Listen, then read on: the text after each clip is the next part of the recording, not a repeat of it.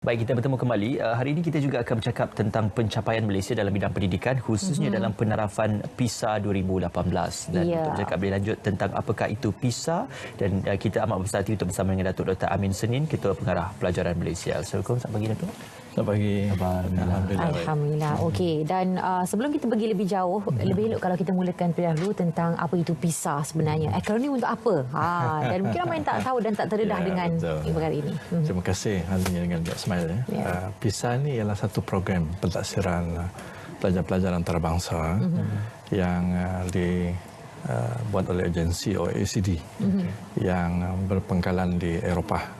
Tujuan PISA ini diadakan ialah untuk melihat sejauh mana pelajar-pelajar yang berumur 15 tahun dapat menguasai dan juga dapat menjawab berdasarkan kemahiran dan juga pengetahuan mereka soalan-soalan yang berkaitan dengan literasi bacaan, matematik dan juga saintifik. So ketiga-tiga domain ini diuji untuk melihat penguasaan mereka menyelesaikan masalah-masalah harian. Dan tahun 2018 itu sebanyak 79 buah negara terlibat dan Malaysia adalah salah satunya. Dan di Malaysia saja kita yang terlibat sebab dia punya calon-calon pelajar yang dipilih itu secara pensampaian rawak, maknanya random sampling, bukan kita yang pilih, mereka yang pilih. Sebanyak 191 buah sekolah terlibat dan 6,000 lebih pelajar kita terlibat. Okey, baik.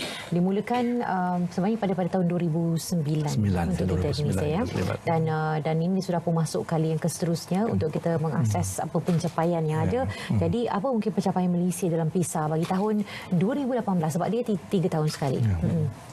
Sebagai latar belakang pada tahun 2009 dan 2012 kita terlibat. Pada ketika itu kita belum ada kita punya perencanaan pendidikan yang kita panggil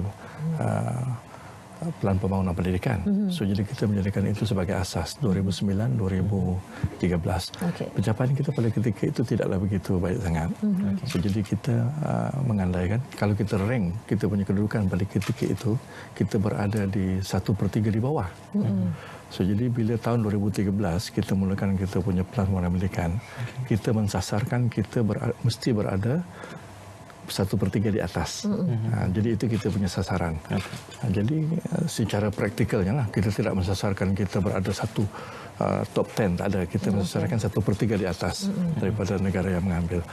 Dan kalau kita perhatikan daripada tahun 2009 ke tahun 2018 kita ambil pencapaian pelajar kita, alhamdulillah kita sudah terkeluar daripada 1/3 di bawah. Kita sudah berada di 1/3 yang di pertengahan sekarang.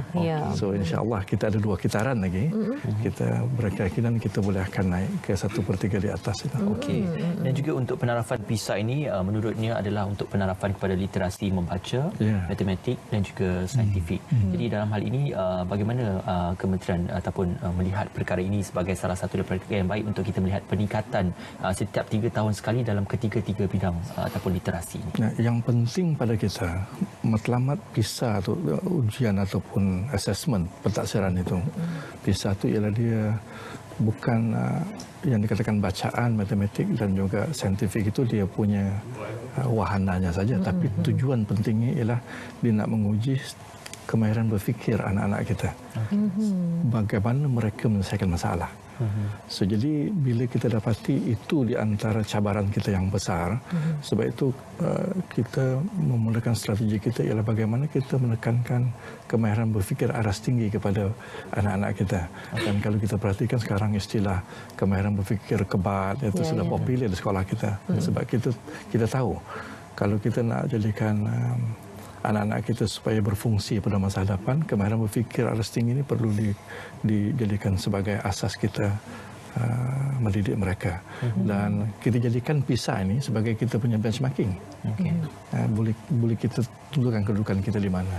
Dan alhamdulillah bila kita telah ubah kaedah guru-guru kita mengajar, kaedah mereka berinteraksi dengan anak-anak murid mereka, menekankan kepada kemana berfikir ini, cara pengajaran mereka, cara murid belajar pun lebih ke arah itu. Dan alhamdulillah inilah kesan yang kita lihat sekarang. Okey, baik. Dan dari segi pencapaian dengan negara-negara ASEAN yang lain, macam mana pula prestasi kita? Kalau kita bandingkan dengan negara ASEAN, alhamdulillah kita di antara yang teratas lah, yang di atas. Tolak Singapura saja. Singapura dia memang dia top 10. Singapura ni dia top 10, dia top 5 pun Singapura ni. Tapi bandingan negara lain kita berada di atas. Cuma sebagai caution kita mesti ingat negara-negara ASEAN yang lainnya ada mereka yang pertama kali ambil. Jadi mereka tidak ada pengalaman. Kita sudah 4 kitaran. Jadi kita ada pengalaman mengambil itu. Okey. Dan untuk kita menilai pencapaian ini sudah tentunya kita menilai perbandingan. Yang penting ini adalah perbandingan menurut jantina dan juga perbandingan antara sekolah di luar bandar dan juga sekolah di bandar. Itu perkara yang selalu diberi penumpuan sepanjang penilaian. Jadi bagaimana dalam hal ini kita menunjukkan satu pencapaian yang memuaskan untuk kedua-dua penilaian tersebut? Menarik soalan. Kalau kita tengok pada ketika 2009 sebagai kita punya asasnya, pada ketika itu pelajar lelaki dan perempuan pencapaiannya agak ketara. Tapi pada 2018 ini kita tengok pencapaian itu semakin rapat. Walaupun perempuan lebih baik daripada lelaki, tetapi dia semakin rapat. Cuma yang kita agak beri perhatian sekarang ni, pencapaian di antara pelajar-pelajar kita yang berada di bandar dan luar bandar, kita nampak dia punya ketara, dia punya jaraknya tu. Dan ini kita perlukan ambil perhatian. Ada di antaranya ada beberapa perkara yang kita boleh perhatian. 2009 pada ketika itu pelajar-pelajar mengambil PISA ni, dia menggunakan paper pencil.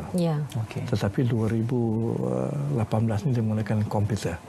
Dan kita dapati mungkin ini juga ada kesan kepada pencapaian ini. Okey, kita melihat satu pencapaian yang positif, ada peningkatannya di situ. Jurangnya pun semakin nipis. Tapi dalam masa yang sama, kita nak tahu juga kalau kita boleh berikan lebih banyak penerangan tentang pencapaian, highlight tentang pencapaian mereka ini, apa antaranya?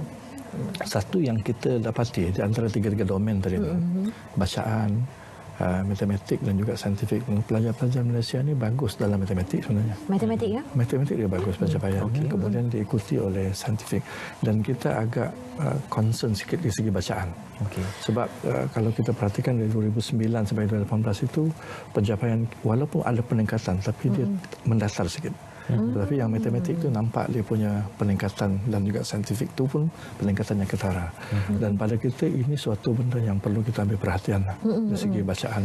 Okey. Kalau dari segi aspek skor pula macam mana? Datuk, mana skor pun yang paling tertinggi dan skor yang terendah? Skor yang tertinggi ni kalau negara-negara yang top 10 tu di 500 lebih ke atas. So kita punya target sekarang kita berada kalau matematik kita dalam 440.